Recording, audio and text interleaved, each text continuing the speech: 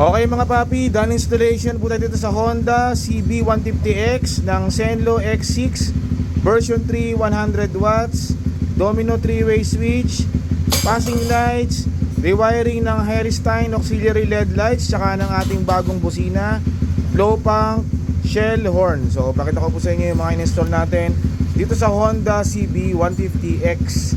So ito po yung ilaw from Zenlo X6 version 3. So dyan po natin nilagay sa crash guard nya. So meron na si sir na clamp bracket. So ito pong Zenlo X6 ay 100 watts po in total. So ganyan pong itsura nya, ganyan po siya kalaki. Okay, yung ilaw nyan,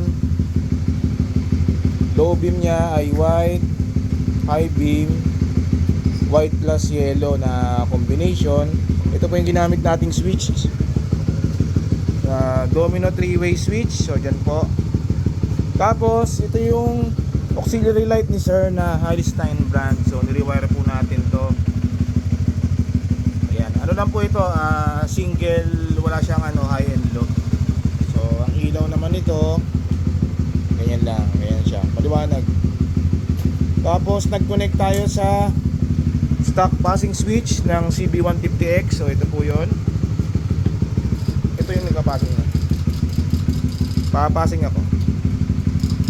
Ayan, low, passing, off, sindi mo yung baba,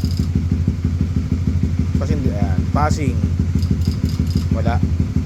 So dito lang kapag nakaano, off, passing, low, passing. Okay, so ito yung sound check ng ating bagong horn. So blow pump, shell horn. So made in Germany po ito na snail horn. So yan siya. So wala na yung stock horn ni sir. So pag bumusina po, parinig ko sa inyo yung tunog. Isa pa. Yan. So napakalakas po sa personal niyan.